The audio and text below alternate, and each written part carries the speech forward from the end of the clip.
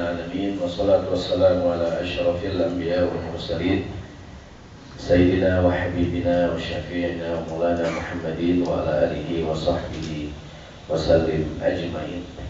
Qala Allah Ta'ala fil Qur'anil Karim, a'udzu billahi minasyaitonir rajim. Bismillahirrahmanirrahim.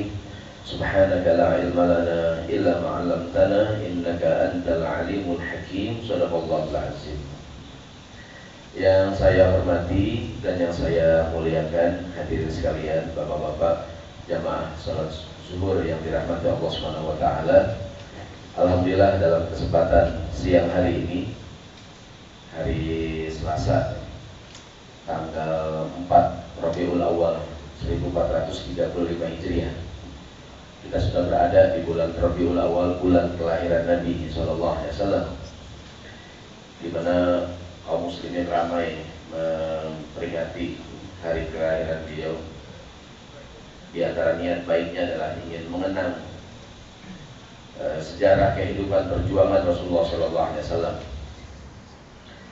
Dan mudah-mudahan kita pun di bulan yang mulia ini, wabil khusus pada siang hari ini, kita akan mengkaji kajian sirah, melanjutkan yang kita sampaikan beberapa waktu yang lalu.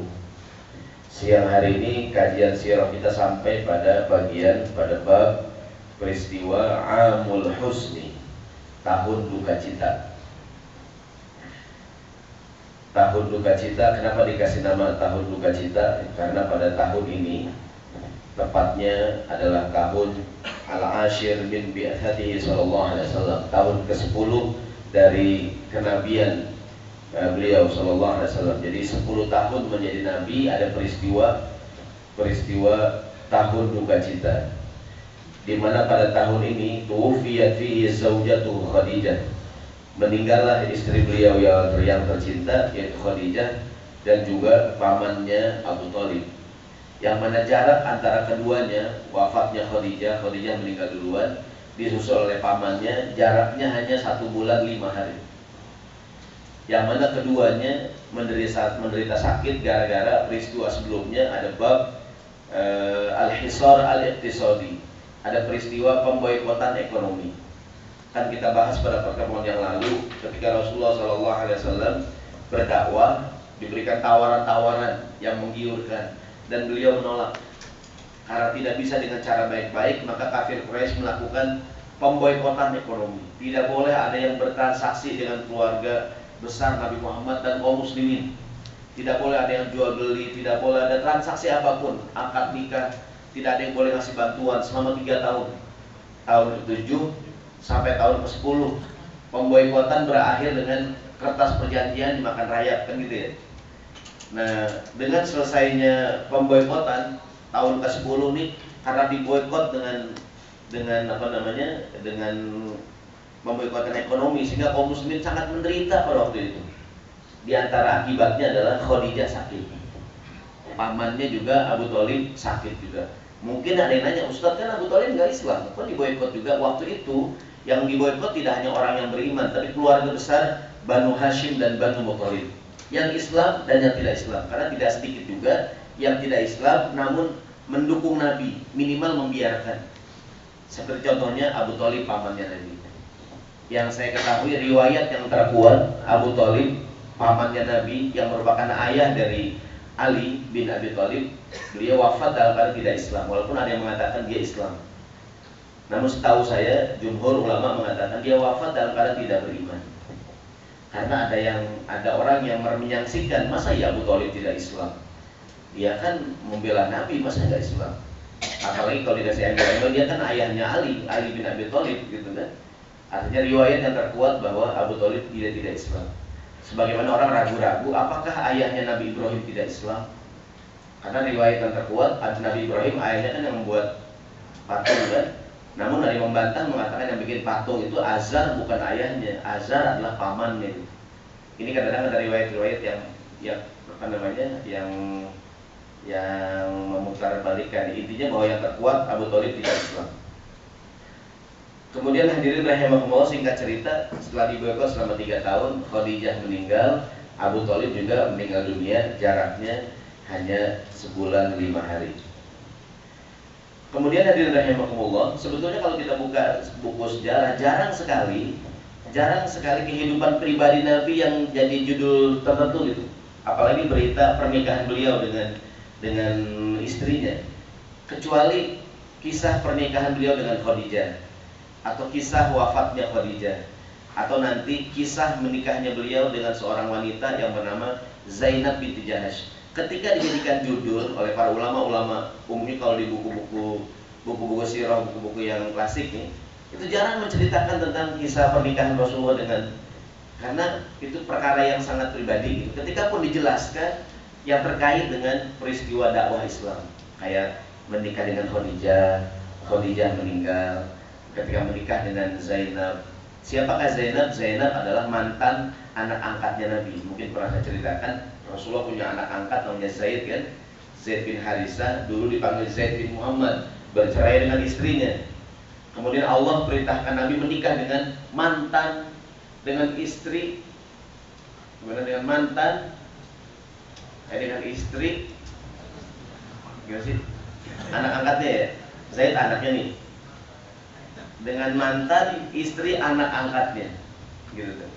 Dengan mantan istri anak angkatnya. Jadi anak angkatnya namanya Zaid menikah dengan Zainab. Begitu bercerai, Allah perintahkan Nabi menikah dengan Zainab untuk menjelaskan kepada masyarakat Arab bahwa anak angkat bukan siapa-siapa.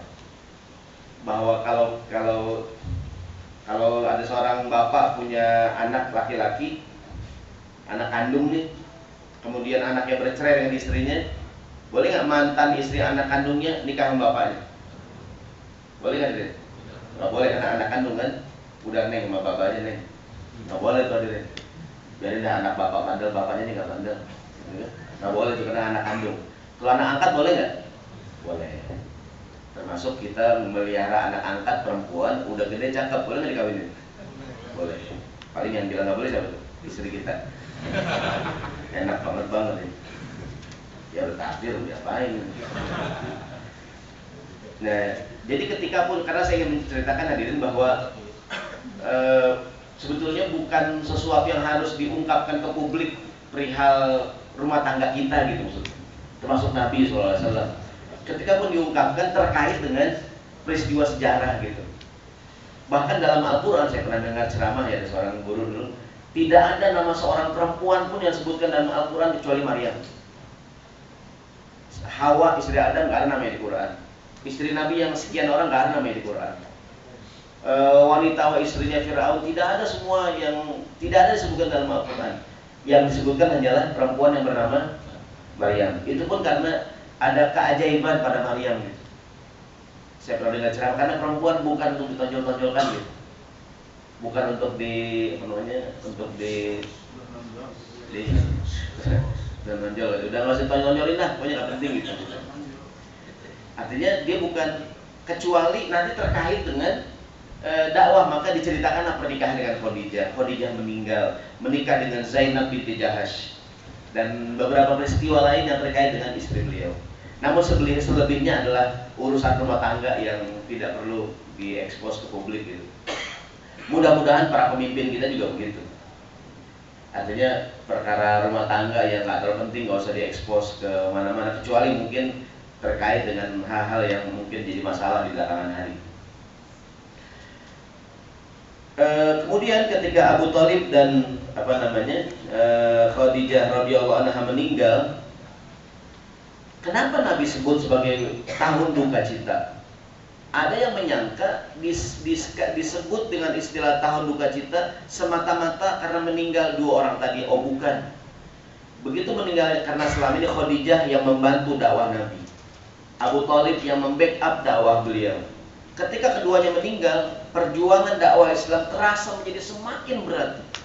Ketika Nabi menyebut dengan tahun duka cita, bukan hanya karena dua-duanya orang spesial gitu, namun lebih karena beliau berpikir pasti dakwah Islam akan terasa menjadi lebih berat gitu.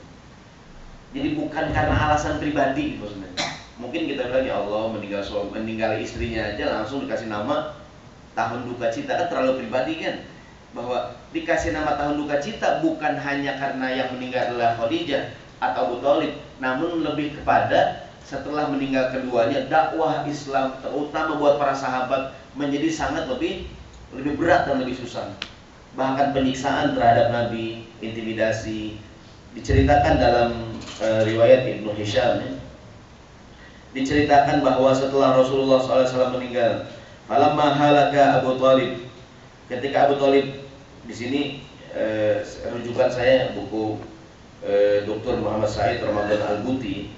Ini Syekh Ramadan Al-Buti meninggal tahun 2013 kemarin. Beliau meninggal ketika terjadi konflik di Syria kemarin kan. Jadi beliau ketika sedang mengajar di sebuah masjid, kemudian ada bom meledak di masjid dan beliau termasuk yang meninggal dunia. Dia baru meninggal kemarin 2013 ketika konflik di Syria sekarang sedang. Dia orang Syria. Buku yang kita jadikan rujukan ya. Dr. Muhammad Said Ramadan Al-Buti. Beliau termasuk yang meriwayatkan bahwa Abu Thalib meninggal dalam keadaan tidak Islam. Ketika Abu Thalib meninggal dunia, maka Rasulullah SAW mendapatkan perlakuan yang sangat menyakitkan yang belum pernah beliau dapatkan ketika Abu Thalib masih hidup. Diriwayatkan beliau sedang berjalan di kota Makkah, ada beberapa orang kafir Quraisy yang melempari tanah ke kepala beliau SAW, kepala Nabi. Kemudian beliau pulang ke rumah, faqamat ihda banatihi faja'alat taghsilu anhu turab. Begitu buka pintu, putri beliau mungkin Fatimah ya, karena Zainab yang paling besar sudah menikah, sudah keluar. Anak yang kedua Ruqayyah Ummu Kulsum juga sudah menikah. Yang di rumah adalah Fatimah. Dibuka pintu ada Fatimah bersihin kepala Nabi dari kotoran tanah sambil wahiyya tabki, Fatimah menangis. Dia nangis bersihin kotoran dari wajah ayahnya kan. Kemudian Rasulullah berkata kepada putrinya, la tabki ya ibnati fa innallaha mani'u abaki. Jangan menangis wahai putriku, Allah akan menolong ayah. Ini kisah yang diceritakan oleh Ibnu Hisham sepeninggal Abu Thalib dan Khadijah. Singkat cerita hadirin rahimakumullah, oleh karenanya tahun ini dikasih nama tahun duka cita. Sekarang kita ambil pelajaran dari peristiwa ini, peristiwa Amul Huzni. Yang pertama hadirin rahimakumullah, dengan meninggalnya Khadijah radhiyallahu anha, dengan meninggalnya Abu Thalib, tadi kan kita ceritakan semakin terasa berat perjuangan dakwah Islam. Allah Subhanahu wa taala ingin menjelaskan bahwa sesungguhnya perlindungan, pertolongan dan kemenangan itu datangnya hanya dari Allah Subhanahu wa taala. Ini kata beliau, ini kata Syekh Muhammad Al-Buti, Ramadan Al-Buti. Ini takdir Allah. Seandainya Abu Thalib terus hidup sampai Rasulullah menang hijrah ke kota Madinah, seandainya, maka orang mungkin kata beliau akan berkata kemenangan Nabi emang sangat didukung oleh faktor-faktor manusiawi. Kata beliau, Allah ingin menjelaskan bahwa kemenangan yang datang memang semata-mata pertolongan dari Allah Subhanahu wa taala. Emang yang nolongin beliau adalah Allah Subhanahu wa taala. Dan dalam banyak ayat di fotokopian kita saya buat satu ayat, bismillahirrahmanirrahim, yuriduna ayyutfi'u nurallahi bi afwahihim wa ya'ballahu illa ayyutimma nurahu walau karihal kafirun. Banyak orang yang ingin memadamkan cahaya Allah, namun Allah berkehendak ingin menyempurnakan cahayanya meskipun orang kafir tidak suka. Walladzi arsala rasulahu bil huda wa dinil haq. Dialah yang mengutus rasulnya dengan petunjuk dan dengan kebenaran, liyuzhirahu 'ala dini kullihi, ingin diizharkan, ditampakkan di hadapan semua manusia, walau karihal musyrikun, meskipun orang musyrik tidak menyukainya. Ayat ini menjelaskan bahwa sekian banyak orang ingin memadamkan cahaya Allah, namun Allah ingin menyempurnakan cahayanya. Bahkan bukan hanya di zaman Nabi ya, saya pernah baca sebuah riwayat Rasulullah bersabda, innallaha la yansuru bihadzal din biman huwa laisa min ahlihi. Kadang-kadang Allah menolong agama ini dengan orang yang bukan pemeluk agama Islam. Jadi yang menolong agama ini kadang-kadang bukan dari pemeluknya tuh. Jadi kadang-kadang ada orang yang ingin jahat malahan memberikan kebaikan buat Islam. Dulu di Aceh dan juga banyak orientalis ya. Kan ada orang yang meluk Islam namun untuk menghancurkan Islam, Islam jadi Aceh dulu kan. Dan beberapa kaum orientalis tuh. Bahkan di antara mereka banyak mengarang buku-buku yang sampai sekarang bahkan menjadi buku yang berguna buat para mereka yang ingin belajar agama Islam. Ada sebuah buku kitab hadis cara apa saya lupa nama kitab itu. Cara, jadi kalau kita hafal hanya satu hadis saja, satu kalimat saja. Di kitab itu bisa kita cari asli hadisnya tuh. Dan yang melarang bukan orang Islam. Sekarang udah ada Google segala macam ya. Zaman dulu tuh, zaman belum ada Google gitu kan. Jadi kita hafal hadis ujungnya doang kan tuh. Bisa dicari di kitab, yang bikin bukan orang Islam. Tujuannya dulu mereka ingin mempelajari Islam dengan tujuan menghancurkan Islam, namun malah memberikan kebaikan buat orang Islam. Dan juga pernah saya ceritakan banyak peristiwa di zaman Nabi itu, orang kafir memprovokasi malah memberikan keuntungan kepada Nabi SAW. Ada kaidah kullu mamnu'in marhub, yang dilarang semakin bikin penasaran. Ketika banyak orang Quraisy di Mekah yang mengatakan Muhammad, hati-hati, di Mekah ada orang gila namanya Muhammad, ada tukang sihir namanya Muhammad, jangan didengerin omongannya, jangan didekati. Semakin dilarang orang semakin penasaran. Setiap musim haji itu orang yang datang diprovokasi tuh, hati-hati, ntar kalau kamu haji di Mekah banyak ada orang namanya Muhammad ngaku-ngaku Nabi, jangan didengerin. Orang semakin dilarang semakin penasaran, gitu kan? Kullu mamnu'in marhub, yang dilarang bikin penasaran. Bahkan pernah saya sampaikan juga, sekarang jadi strategi marketing kan. Kalau satu produk ingin dimunculkan, dikesankan sesuatu yang dilarang gitu. Ini film setelah dilarang beredar selama 10 tahun, akhirnya tayang juga. Padahal nggak ada yang larang, nggak ada. Dia ngarang-ngarang sendiri. Buku baru terbit, setelah dilarang terbit selama 5 tahun, akhirnya terbit juga eksklusif. Dalam kurung insya Allah bestseller gitu kan. Itu kita buka biasa aja gitu tuh, strategi marketing zaman sekarang ini. Jadi yang dilarang semakin dilarang semakin penasaran orang. Nah, waktu itu di zaman Nabi pun banyak tuh orang-orang yang memprovokasi malah memberikan keuntungan buat kaum muslimin. Singkat cerita, hadirin rahimakumullah, jadi Allah ingin menolong Nabi, bahwa yang menolong dakwah Nabi semata-mata Allah Subhanahu wa taala. Bahkan ada istilah Nabi Muhammad maksum. Di fotokopian kita ada cuplikan surat Al-Maidah ayat 67. Ayat tentang Nabi Muhammad maksum. Maksum ada dua pengertian. Ini ayatnya berbunyi bismillahirrahmanirrahim. Ya ayyuhar rasulu balligh ma unzila ilaika min rabbika. Wahai Nabi, sampaikanlah apa yang Allah turunkan kepada kamu. Wa illam taf'al fama ballaghta risalata. Kalau tidak kamu sampaikan, engkau tidak tergolong menyampaikan amanah Allah. Allah berjanji kepada Nabi, wallahu ya'simuka minan nas. Allah menjaga kamu dari gangguan manusia. Dalam tafsirnya, termasuk tafsir beragama, maksud menjaga sama dengan tidak seorang pun bisa membunuh Nabi. Tapi kalau Nabi Muhammad diintimidasi, disakiti, kesulitan, hambatan, itu emang itu sudah sunatullah, itu dapat juga itu Ustaz. Katanya Nabi Muhammad dijaga sama Allah, itu buktinya disakitin, ditangkap para sahabat. Maksud daripada kalimat maksud Allah menjaga Nabi, maksud tidak ada seorang pun yang bisa membunuh Nabi. Contoh dalam kitab Al-Adabul Mufrad Imam Bukhari itu, ada riwayat seorang wanita Yahudi ingin meracuni Nabi.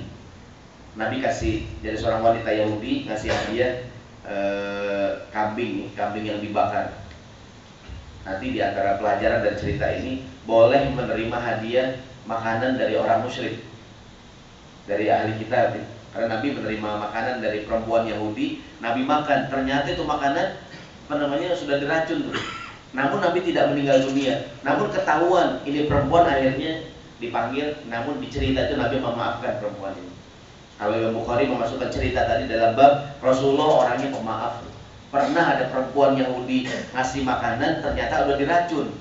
Begitu Nabi tahu dan tidak berakibat apa-apa kepada beliau, itu perempuan dimaafkan oleh Nabi SAW. Jadi Imam Bukhari memasukkan cerita tadi itu dalam bab Rasulullah orangnya pemaaf. Namun kalau kita hubungkan dengan cerita sini nih, banyak peristiwa orang ingin membunuh Nabi namun tidak berhasil. Apa sebabnya hadirin? Allah janji, wallahu ya'simuka minan nas. Allah menjaga kamu dari usaha orang untuk membunuh kamu, gitu maksudnya. Sering kita dengar kalimat maksum kan? Yang pertama maksum artinya beliau tidak mungkin ada yang bisa membunuh. Yang kedua maksum artinya tidak mungkin Rasulullah berbuat kesalahan. Kalaupun beliau salah, langsung ditegur oleh Allah Subhanahu wa taala. Karena ada beberapa cerita juga Rasulullah sempat bikin kesalahan, kemarin pernah kita omongin kan. Namun begitu salah langsung ditegur. Contohnya pada peristiwa tawanan perang Badar, Kata Nabi, tawanan perang Badar, bayar aja, bayar diat, bayar denda. Kalau mereka bayar, ntar mereka bebas. Umar nggak setuju. Kata Umar, aku tidak demikian. Kata Umar, mereka pengkhianat. Kata Umar, habisin aja dah, end gitu kan. Namun Nabi tanya Abu Bakar, kata Abu Bakar, aku setuju dengan pendapat engkau ya Rasulullah. Mereka pokoknya asal bisa bayar apa ini, bayar denda, mereka bebas. Karena pertimbangan Nabi dan Abu Bakar waktu itu, uang tebusan bisa digunakan untuk membangun kepentingan kaum muslimin, kan negara baru di kota Madinah kan. Namun Umar nggak setuju. Singkat cerita begitu bubar mereka, turun ayat yang membenarkan pendapat Umar. Maka dari Nabi waladina amanu ayyakuna lahumul asra hatta yudkhina fil. Tidak layak seorang nabi memiliki tawanan sampai mereka diberikan kemenangan di muka bumi. Intinya ayat itu membenarkan pendapat Umar. Nabi berpendapat dan salah, namun langsung kasih teguran gitu maksudnya. Teguran. Nanti banyak cerita pendapat Umar kadang-kadang lebih dibenarkan Allah dibanding pendapat Nabi itu. Maka terkenal Umar sebagai seorang sahabat yang faqih. Ada buku judulnya Fikih Umar. Contohnya peristiwa tawanan perang Badar dan beberapa peristiwa lain. Artinya maksum yang pertama, Rasulullah tidak mungkin ada yang bisa membunuh. Maksum yang kedua artinya Rasulullah tidak mungkin berbuat kesalahan. Jadi pelajaran pertama hadirin, Allah ingin menjelaskan bahwa dengan wafatnya Abu Thalib benar-benar yang nolongin Nabi hanyalah Allah Subhanahu wa taala. Pelajaran kedua, ketika Allah tadi berjanji akan melindungi Nabi, tadi sudah saya sebutkan nih, bukan berarti Nabi Muhammad tidak ada yang mengganggu sama sekali, ada juga menurutnya. Apa sebabnya? Yang namanya rintangan, hambatan, gangguan itu merupakan sunatullah dalam dakwah. Bahwa yang namanya Nabi pasti berhadapan dengan ujian. Pelajaran yang ketiga hadirin, dalam kisah dukungan Khadijah dan Abu Thalib terhadap perjuangan Nabi, terdapat pelajaran bahwa pentingnya dukungan keluarga dalam kehidupan perjuangan seseorang yang sedang berjuang. Jadi pentingnya dukungan keluarga terhadap seseorang yang sedang berjuang. Ada yang bilang begini, kenapa Nabi Muhammad dalam 13 tahun di Mekah, 10 tahun di Madinah, total 23 tahun, sukses dakwahnya? Ada yang mengatakan di antaranya kuatnya dukungan keluarga beliau. Mohon maaf, tidak diketemukan dalam kisah Nabi Nuh alaihissalam. Nabi Nuh berdakwah selama berapa tahun? Al-fasanatin illa khamsina aman, 1000 kurang 50 tahun. Kan Nabi Nuh umurnya panjang kan? Diceritakan dalam Al-Quran, Nabi Nuh termasuk istrinya istri yang membangkang kepada suaminya. Istrinya Nabi Nuh dan istrinya Nabi Lut. Bahkan istrinya Nabi Lut tuh kalau di Quran ceritain, kan Nabi Lut umatnya jeruk makan jeruk ya, itu namanya homoseksual gitu kan. Bahkan ketika Nabi Lut dapat kedatangan tamu laki-laki, istrinya ngasih tahu tuh, ada berondong begitu ke zaman sekarang gitu kan. Itu istrinya yang bilang itu. Termasuk yang dapat hukuman azab istrinya Nabi Nuh dan istrinya Nabi Lut alaihissalam. Ada yang mengatakan, mengapa Nabi Nuh alaihissalam dakwahnya mohon maaf bukannya tidak sukses ya? Secara jumlah tidak banyak tuh. Karena tidak seperti Nabi Muhammad, tidak mendapatkan dukungan. Nabi Nuh anaknya Kan'an tidak Islam, istrinya juga tidak Islam. Demikian dengan Nabi Lut alaihissalam. Namun Nabi Muhammad, istrinya Khadijah memberikan dukungan yang luar biasa. Abu Thalib walaupun tidak Islam juga memberikan dukungan yang besar kepada Nabi SAW. Jadi mudah-mudahan di antara pelajarannya, kalau kita sedang memperjuangkan sesuatu, pentingnya dukungan keluarga. Kita dagang nih, kita usaha, keluarga kita aja nggak beli sama kita gitu, belinya warung yang lain. Gimana orang belanja sama kita gitu kan? Jadi orang bilang gitu, nah saudara lu nggak beli sama lu, ngapain kau beli sama lu kan? Keluar saudara ente aja belinya sama orang lain. Ente aja nggak diterima di keluarga, gimana bisa diterima di tempat yang lain gitu hadirin kita. Maka Allah berfirman, Bismillahirrahmanirrahim, Qu anfusakum wa ahlikum nar. Kalau kita ingin merubah sesuatu, rubahlah mulai dari kita dan keluarga kita. Jagalah diri kamu dan keluargamu daripada api neraka. Jadi pentingnya dukungan keluarga. Jadi kalau kita ingin punya rencana sesuatu nih, ya kan, bagaimana, mohon maaf, mungkin ada caleg gitu kan, besok caleg 2014 nih, istrinya nggak setuju dia dicalek, keluarganya nggak ada yang milih dia gitu, gimana orang lain memilih dia gitu maksudnya. Artinya pentingnya dukungan keluarga besar ya. Dan ini diperoleh oleh Nabi Muhammad SAW. Yang keempat, dari cerita tadi betapa pentingnya dukungan istri yang sholihah untuk seorang laki-laki, untuk seorang suami di dalam meraih kesuksesan di dalam kehidupannya. Sering kita dengar ada ungkapan wara'a kulli rajulin azimin imra'atun azimah. Di belakang setiap laki-laki yang hebat pasti ada perempuan yang hebat gitu. Kalau nggak istrinya, ibunya. Walaupun kadang-kadang zaman sekarang dipesetin, di belakang setiap laki-laki yang hebat ada wanita yang hebat, dan itu bukan istrinya. Tahu siapa? Ini istrinya maksudnya, hadirin. Ya. Di belakang laki-laki yang hebat ada perempuan yang hebat. Orang bilang ya Rasulullah SAW, Nabi Ibrahim alaihissalam. Mengapa Nabi Ibrahim diabadikan kisah dakwahnya dengan sukses ya?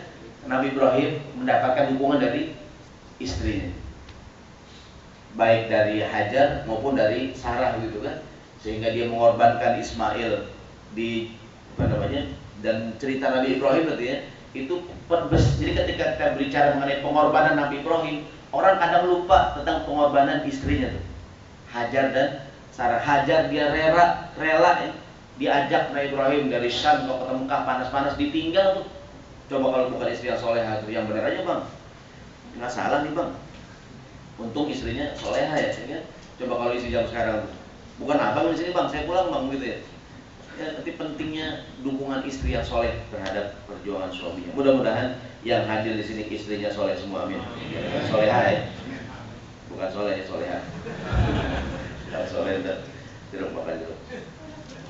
Jadi pentingnya dukungan, dan seringlah kita dengarkan bahwa kadang-kadang kehidupan kita kurang sukses tanda petik karena tidak ada kerjasama tuh. Dan Rasulullah SAW sekali lagi dia sukses. Ini kita sedang bicara mengenai meninggalnya Khadijah lantaran peranan istrinya yang luar biasa radhiyallahu anha. Terutama di saat-saat di awal-awal mula dakwah Islam. Ingat kita cerita ketika Rasulullah mendapat wahyu yang pertama kan, Nabi kebingungan kan? Nabi kebingungan. Dia lari keluar berkeringat bercucuran. Saya tulis riwayatnya. Khadijah berkata nih, absyir. Nabi ketakutan, Khadijah malahan membesarkan hati suaminya. Absyir, wahai suamiku bergembiralah. Fa wallahi, demi Allah, la yuhsiyakallahu abadan. Tidak mungkin Allah menyusahkan engkau. Fa wallahi, demi Allah, innaka la tasilur rahim. Engkau orang yang menyambung silaturahim. Wa tasdaqul hadits. Engkau kalau bicara jujur. Wa tu'addil amanah. Engkau orang yang amanah. Wa tahmilul kallam, membantu orang yang susah. Wa tuqirrid dhaif, engkau memuliakan tamu. Wa tu'inu ala nawabil haq, engkau selalu membela yang benar. Jangan takut suamiku. Omongan siapa nih? Khadijah nih. Nabi yang lagi kebingungan, tenang hadirin. Begitu istri yang soleh. Suaminya bingung, langsung diapain tuh? Ditenangi. Bukan sebaliknya. Gitu suaminya pulang lemes, kenapa bang? Dagang gak laku nih. Emang abang males. Kalau abang cewek, bukan dagang. Apa abang udah juga dan janda kali jalan. Habis ya suami meninggal dari sana. Artinya kadang-kadang istri yang baik begitu ya, suami yang kebingungan dia menenangkan. Seperti Khadijah radhiyallahu anha. Dan mudah-mudahan ya, nanti faktor itu selain juga suaminya harus soleh, faktor istri juga sangat. Maka Nabi pesan tuh ketika seorang suami akan laki-laki menikah perempuan, fadfar bidzati din, pilih perempuan yang agamanya baik, dia akan menyelamatkan. Pilih wanita yang agamanya baik gitu kan. Dan dalam segala hal. Buat Pak Lukman yang masih jomblo nih, saya himbau segera menikah. Takut pur kiamat nih kan. Karena jalan kiamat 2013 nggak jadi kemarin. Jadi semoga yang belum nikah nih cari pesan Nabi itu, karena hadirin seperti Khadijah, seperti istri yang lain gitu kan. Dan mungkin yang sudah menikah kita merasakan betul tuh peranan istri yang baik. Jadi pentingnya dukungan istri terhadap perjuangan suaminya. Dan banyak sekali kalau tokoh di Indonesia ya, orang mohon maaf, mudah-mudahan ini sebuah kebaikan. Mantan presiden kita Pak Habibie kan sampai bikin filmnya tuh tentang almarhumah istrinya kan. Nanti dia hebat gara-gara istrinya. Dulu almarhum Pak Soeharto juga hebat gara-gara Butin kan. Begitu Butin meninggal mulai goyang begitu kan. Siapa lagi tuh? Soekarno kenapa hebat banget tuh? Banyak istrinya. Yang dukung banyak gitu. Jadi saya mau dipelangin yang sekarang tuh. Jadi kalau satu tuh hebat, apalagi kalau dua itu hebat lagi. Ini boleh diceritakan di rumah, bagus gitu kan? Mulai dari tahu nggak Neng? Kenapa dulu? Karena istrinya, iya bang, istri kan Habibie Neng itu karena kalau sampai Soeharto tuh, nggak sampai terus Bung Karno. Jadi masuknya dari Neng ternyata peranan istri sangat dominan. Dia kan terangkat tadi, benar bang. Ujungnya banting dah tuh. Pak Soekarno Neng. Udah cukup lah banget. Dan ini adalah mudah-mudahan kita sukses nih gara-gara, dan ini mungkin ya mesti disampaikan juga pada para istri kita masing-masing nih, dan juga saya sampaikan juga pada pengajian ibu-ibu kan, karena faktor istri kan, hubungan kita di pekerjaan, di kantor, di rumah, mertua, orang tua, saudara ipar gitu kan. Mudah-mudahan istri kita istri yang baik. Amin ya rabbal alamin. Ini curhat ya. Kemudian hadirin rahimakumullah, yang terakhir, semoga juga ada ayat ini tidak tentang Khadijah, namun tentang Asia. Ada seorang perempuan diabadikan dalam Al-Quran. Ini nama Asia. Saya bilang tadi, tidak ada perempuan yang namanya disebutin di Quran. Nama Asia, nama Masyito itu ditemukan di riwayat-riwayat hadis ya. Masyito itu bukan nama orang. Mushtun sisir artinya. Masyitotun tukang sisir artinya. Karena ini perempuan kerjanya nyisirin anak raja gitu. Siapakah namanya? Wallahu a'lam. Namun populer di kita namanya Siti Masyito, ya kan? Siti artinya kependekan dari kalimat sayyidati. Laki-laki sayyidi, perempuan sayyidati. Sayyidati, ladies and gentlemen. Nah, jadi sayyidi disingkat Siti, sayyidati disingkat Siti. Jadi bukan nama orang sebenarnya. Tuan dan nyonya gitu. Saya senang kalau Pak Kotik panggil tuan kita. Ya kan, tempat lain enggak. Satu-satunya tempat kita panggil tuan di apotek. Sampai sekarang saya nggak tahu maksud apaan tuh. Ya, tuan dan nyonya gitu ya. Jadi kita bangga kalau apotek itu gaya. Tuan Saroni, wah di sini dua kan sama tuan. Tempat lain nggak pernah gitu ya. Jadi kemudian ada ayat tentang istrinya Fir'aun. Jadi Fir'aun punya istri itu masih beriman pada Nabi Musa nih. Ini istri yang tegar nih, istri yang yang teguh nih. Wa daraballahu mathalan lil ladzina amanu imra'ata fir'auna idh qalat. Ingatlah Allah berikan perumpamaan buat para orang yang beriman, istrinya Fir'aun. Jadi di Quran Allah tidak sebutkan namanya, hanya dengan sebutan istrinya Fir'aun. Ada yang mengatakan namanya Asia. Begitu dia beriman pada Nabi Musa, jadi oleh Fir'aun disiksa kan? Ini ceritanya dia dimasukkan dalam penjara, dia diintimidasi, dia disiksa. Dia mendengar Nabi Musa sedang tanding gitu tuh. Ular jadi tongkat jadi ular gitu kan. Dan dia mendengar Nabi Musa menang gitu. Di tengah dia sedang disiksa, berdoa nih istri Fir'aun, dia beriman. Idh qalat, dia berdoa, Rabbi ibnili indaka baitan fil jannah. Ya Tuhanku ya Allah, bangunkanlah untukku rumah di surga. Wa najjini min fir'auna wa amali, selamatkan aku daripada Fir'aun dan perbuatan dari kaumnya yang zalim. Daripada perbuatannya, wa najjini minal qaumi zalimin, selamatkan aku daripada kaum yang zalim. Ini doa istrinya Fir'aun, Asia, ketika sedang disiksa. Jadi bisa kita bayangkan yang namanya hidayah ya. Istri Nabi Musa tidak beriman, istrinya Nabi Lut tidak beriman, padahal istrinya Nabi ya. Istrinya Fir'aun beriman. Kan Fir'aun manusia yang mungkin simbol kejahatan ya Fir'aun ya. Ternyata istrinya beriman tuh. Bahwa yang namanya hidayah datang kemana saja dirimu. Jadi tidak kita sangka-sangka orang yang mungkin kita bilang nggak mungkin dapat hidayah, malahan dapat hidayah, termasuk istrinya Fir'aun yang istri yang sabar ya. Ini kira-kira beberapa pelajaran yang mudah-mudahan jadi inspirasi buat kita tentang Amul Husni. Ini bulan Rabiul Awal, bulan kelahiran Nabi. Dia di mana orang merayakan atau memperingati kelahiran Nabi. Saya tidak bicara mengenai hukumnya ya. Paling tidak baguslah kita mengenal kehidupan Nabi. Bagus juga kalau kita ceritakan bagian ini ke rumah kita, keluarga kita, kepada anak-anak ya. Terutama kepada istri kita, bagian yang terakhir mengenai pentingnya dukungan istri buat keberhasilan dakwah Rasulullah SAW. Sekian, mudah-mudahan ada manfaatnya. Jika ada kata-kata yang kurang baik dan kurang berkenan, saya mohon dibukakan pintu maaf yang seluas-luasnya. Insyaallah kita akan jumpa lagi Selasa minggu 3 masalahnya, atau nanti kita umumkan dari panitia.